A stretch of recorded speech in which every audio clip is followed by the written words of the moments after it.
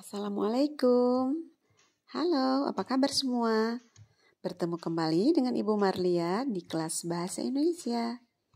Semoga semua sehat ya, tetap semangat belajar, dan tetap bahagia.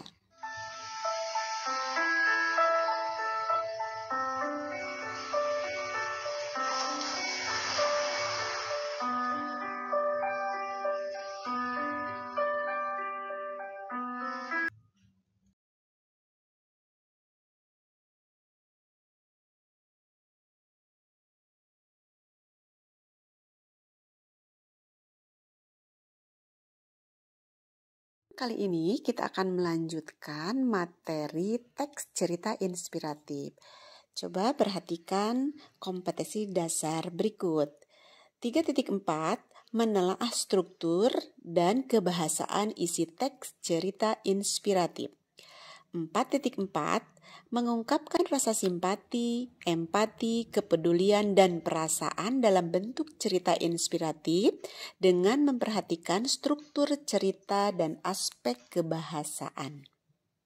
Dalam video sebelumnya, kita sudah belajar mengenai struktur cerita inspiratif kan?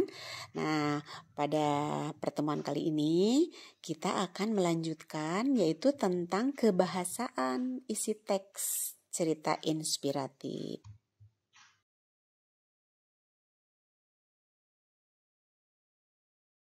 Cerita inspirasi itu memiliki kaidah kebahasaan. Apa ya kaidah kebahasaan itu? Ibu jelaskan ya. Kaidah kebahasaan adalah aturan-aturan yang digunakan dalam membuat kalimat. Kaidah kebahasaan ini dapat dijadikan sebagai ciri atau karakteristik suatu teks agar berbeda dengan jenis teks lainnya.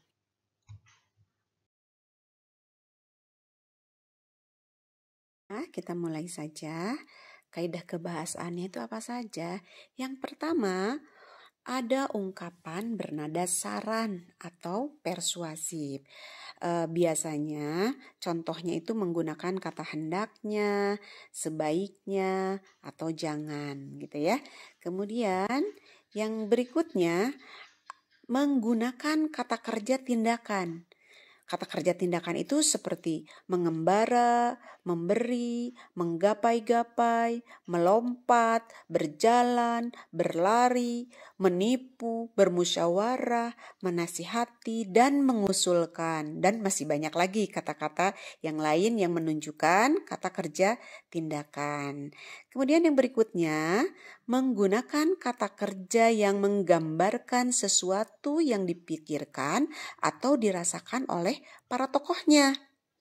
Kata-kata itu seperti membisu, mengeluh, mengerang, tertunduk lusuh, dan lain-lain ya.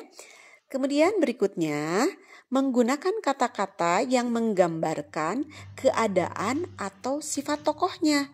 Misalnya nih, si tokohnya bingung, lapar, kecewa, sedang sedih, tokohnya itu sombong, dan sebagainya.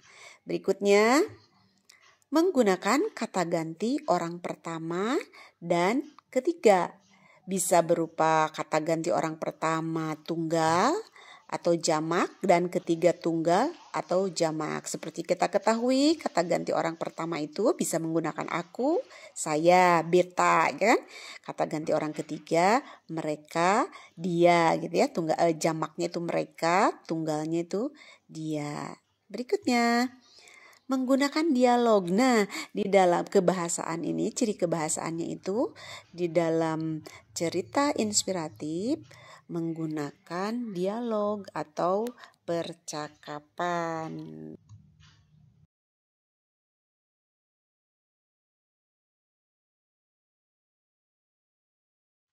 Demikian kaidah kebahasaan teks cerita inspiratif. Mudah-mudahan kalian bisa memahaminya ya. Terima kasih. Sampai bertemu kembali di video berikutnya.